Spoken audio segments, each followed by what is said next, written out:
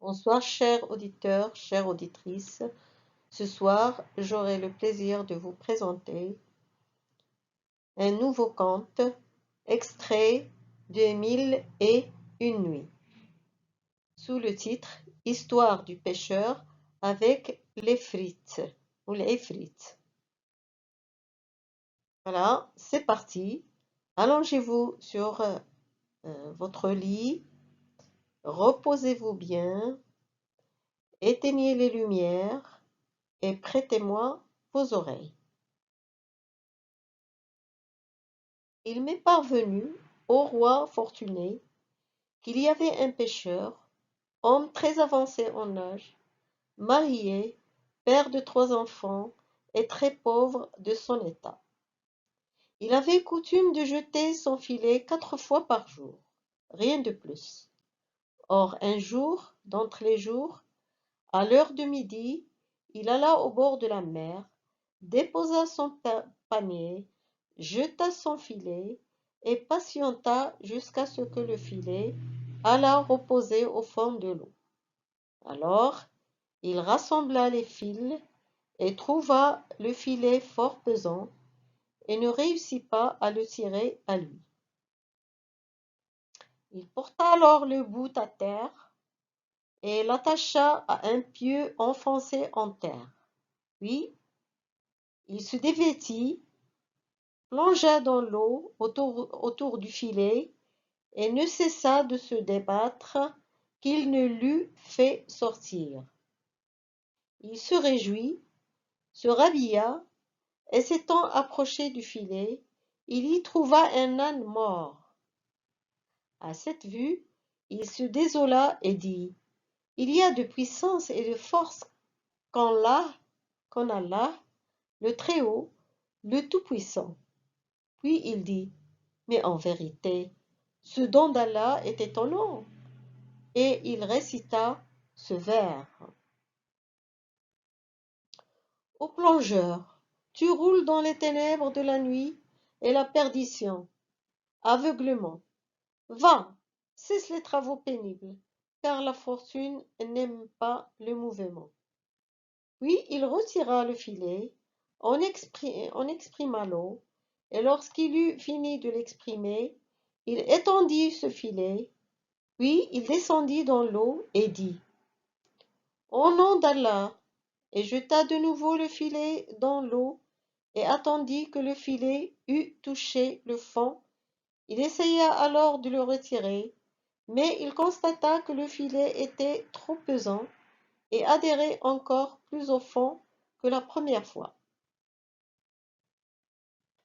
Aussi crut-il que c'était du gros poisson. Il attacha alors le filet à terre, se dévêtit, plongea et fit tant qu'il le retira, et l'ayant porté sur le rivage, il y trouva une jarre énorme, remplie de boue et de sable. À cette vue, il se lamenta et récita quelques vers. Ô vicissitude du sort, assez! Et prenez les humains en pitié. Quelle tristesse! Sur la terre, nulle récompense n'est égale au mérite et n'est digne de l'action. Des fois je sors de ma maison, naïvement, chercher la fortune, et on m'apprend qu'il y a longtemps que la fortune est morte. Misère! Est-ce ainsi, ô fortune, qu'à l'ombre tu relègues les sages pour laisser les sots gouverner le monde? Puis, il jeta la jarre loin de lui, tordit le filet, le nettoya, demanda pardon à Allah pour son mouvement de révolte, et revint vers la mer une troisième fois. Il jeta le filet, attendit que le filet eût atteint le fond, et l'ayant retiré, il y trouva des pots cassés et des verres en morceaux. À cette vue, il récita encore un vers d'un poète. Ô poète, le vent de la fortune jamais de ton côté ne soufflera. Ignores-tu, naïf, que ni ta plume de roseau, ni les lignes harmonieuses de l'écriture ne l'enrichiront jamais. Et levant la tête au ciel, il s'écria: Allah, tu le sais, je ne jette mon filet que 4 fois. Or voici que je l'ai déjà jeté 3 fois. Après cela, il invoqua encore une fois le nom d'Allah et jeta son filet dans la mer et attendit qu'il reposât au fond. Et cette fois, malgré tous ses efforts, il ne réussit point à retirer le filet, qui s'accrochait encore davantage aux roches du fond. Alors, il s'écria: il n'y a de force, de puissance qu'en Allah. Puis il se dévêtit, plongea tout autour du filet et se mit à manœuvrer jusqu'à ce qu'il eût dégagé et ramené à terre. Il l'ouvrit et y trouva, cette fois, un grand vase de cuivre jaune, plein et intact. Son embouchure était scellée avec du plomb, portant l'empreinte du sceau de notre Seigneur Sulayman, fils de Daoud. À cette vue, le pêcheur se réjouit beaucoup et se dit: voilà une chose que je vendrai dans le souk des chaudronniers, car cela vaut bien au moins 10 dinars d'or. Il essaya alors de faire balloter le vase, mais il le trouva trop pesant, et il se dit: il me faut absolument l'ouvrir et voir son contenu, que je mettrai dans mon sac, et je vendrai ensuite le vase au souk des chaudronniers. Il prit alors son couteau et se mit à manœuvrer jusqu'à ce qu'il eût décelé le plomb. Il renversa alors le vase et le secoua pour verser son contenu par terre. Mais rien ne sortit du vase, si ce n'est une fumée qui monta jusqu'à l'azur du ciel et se déroula à la surface du sol. Et le pêcheur fut prodigieusement étonné. Puis la fumée sortit entièrement, se condensa, se secoua et devint un ifrit, dont la tête touchait au nuage et les pieds traînaient dans la poussière. La tête de cet ifrit était comme une coupole, ses mains comme des fourches, ses pieds comme des mains, sa bouche comme une caverne, ses dents comme des cailloux, son nez comme une gargoulette, ses yeux comme 2 torches. Ses cheveux étaient en désordre et poudreux. À la vue de cet ifrit, le pêcheur fut épouvanté. Ses muscles tremblèrent, ses dents se serrèrent violemment, sa salive sécha, et ses yeux s'aveuglèrent à la lumière. Lorsque l'Ifrit vit le pêcheur, il s'écria: il n'y a point d'autre Dieu qu'Allah, et Sulayman est le prophète d'Allah. Et s'adressant au pêcheur, il lui dit: et toi, ô grand Sulayman, prophète d'Allah, ne me tue pas, car jamais plus je ne te désobéirai, et ne me mutinerai contre tes ordres. Alors le pêcheur lui dit: ô géant rebelle et audacieux, tu oses dire que Sulayman est le prophète d'Allah? D'ailleurs, Sulayman est mort depuis déjà 1800 ans, et nous sommes à la fin des temps. Quelle est donc cette histoire? Et que racontes-tu là? Et quelle est la cause de ton entrée dans ce vase? À ces paroles, le génie dit au pêcheur: il n'y a d'autre Dieu qu'Allah. Laisse-moi t'annoncer une bonne nouvelle, ô pêcheur. Le pêcheur dit: que vas-tu m'annoncer? Il répondit: ta mort, et à cette heure même, et de la plus terrible façon. Le pêcheur répondit: tu mérites pour cette nouvelle, ô lieutenant des Aférites, que le ciel te retire sa protection, et puisse-t-il t'éloigner de nous. Pourquoi donc veux-tu ma mort? Et qu'ai-je fait pour mériter la mort? Je t'ai délivré du vase, je t'ai sauvé de ce long séjour dans la mer, et je t'ai ramené sur terre. Alors l'Ifrit dit, pèse et choisis l'espèce de mort que tu préfères, et la façon dont tu aimes le mieux être tué. Le pêcheur dit, quel est mon crime pour mériter une telle punition? L'Ifrit dit, écoute mon histoire, ô pêcheur. Le pêcheur dit, parle et abrège ton discours, car d'impatience mon âme est sur le point de sortir de mon pied. L'Ifrit dit, sache que je suis un génie rebelle. Je m'étais mutiné contre Sulayman, fils de Daoud. Mon nom est Sahr, el génie. Et Sulayman dépêcha vers moi son vizir Asif, fils de Bakhriya, qui m'emmena malgré mes efforts et me conduisit entre les mains de Sulayman. Et mon nez, en ce moment-là, devint bien humble. À ma vue, Sulayman fit sa conjuration à Allah et m'enjoignit d'embrasser sa religion et d'entrer sous son obéissance. Mais moi, je refusai. Alors il fit apporter ce vase et m'y emprisonna. Puis il le scella avec du plomb et y imprima le nom du Très-Haut. Puis il donna ses ordres aux jeunes fidèles qui m'enlevèrent sur leurs épaules et me jetèrent au milieu de la mer. Je séjournai 100 ans au fond de l'eau, et je disais en mon cœur, j'enrichirai éternellement celui qui me délivrera. Mais les 100 années passèrent, et personne ne me délivra. Quand j'entrai dans la seconde période de 100 années, je me dis, je découvrirai et donnerai les trésors de la terre à celui qui me délivrera. Mais personne ne me délivra.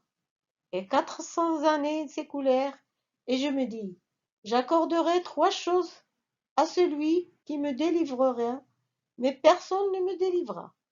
Alors je me mis dans une effroyable colère, et je dis en mon âme, maintenant je tuerai celui qui me délivrera, mais je lui accorderai le choix de sa mort. C'est alors que toi, ô pécheur, tu vas me délivrer, et je t'accorderai de choisir ton genre de mort.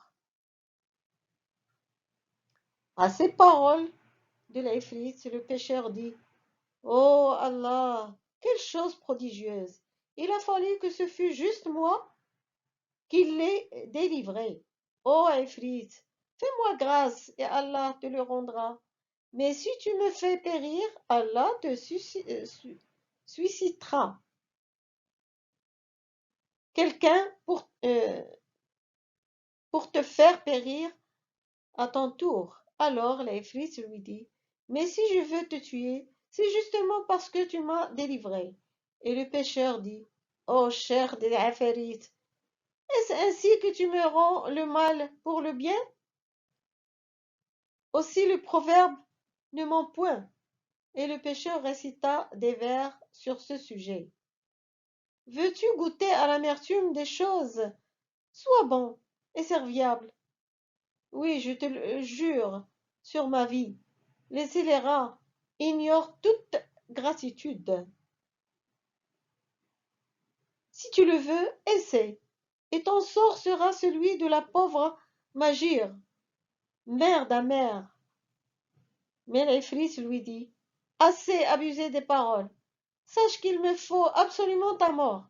Alors le pécheur se dit en lui-même, moi je ne suis qu'un homme, et lui est un génie. Mais Allah m'a donné une raison bien assise. Aussi je vais arranger une combinaison pour le perdre, un stratagème de ma finesse. Et je verrai bien si lui, à son tour, pourra combiner quelque chose avec sa malice et son astuce. Alors il dit à l'Ifrit, as-tu vraiment décidé ma mort? L'Ifrit répondit, n'en doute point. Alors il dit, par le nom du Très-Haut, qui est gravé sur le sceau de Sulayman? Je te conjure de répondre avec la vérité à ma question. Quand l'Ifrit entendit le nom du Très-Haut, il fut très ému et très frappé et répondit: Tu peux me questionner, et je te répondrai avec vérité. Alors le pêcheur dit: Comment as-tu pu être contenu tout entier dans ce vase qui peut à peine contenir ton pied ou ta main? Et Fritz dit: Est-ce que par hasard tu douterais de la chose? Le pêcheur répondit: En effet, je ne le croirai jamais, à moins de te voir de mon propre œil entrer dans le vase. Et Fritz s'agita, se secoua et redevint une fumée qui monta jusqu'au firmament, se condensa et commença à entrer dans le vase, petit à petit jusqu'à la fin. Alors le pêcheur prit rapidement le couvercle de plomb empreint du sceau de Sulayman et en embustra l'orifice du vase. Puis il héla l'Ifrit et lui dit: Hé, estime et pèse le genre de mort dont tu préfères mourir, sinon je vais te jeter à la mer, et je me bâtirai une maison sur le rivage, et j'empêcherai quiconque de pécher en disant: Ici il y a un Ifrit. Délivré, il voudra tuer son libérateur, et lui énumérera les variétés de morts pour lui en laisser le choix. Quand l'Ifrit entendit les paroles du pêcheur, il essaya de sortir, mais il ne le put, et il vit qu'il était emprisonné avec au-dessus de lui le sceau de Sulayman. Il comprit alors que le pêcheur l'avait enfermé dans le cachot contre lequel ne peuvent prévaloir ni les plus faibles ni les plus puissants parmi les Afrits.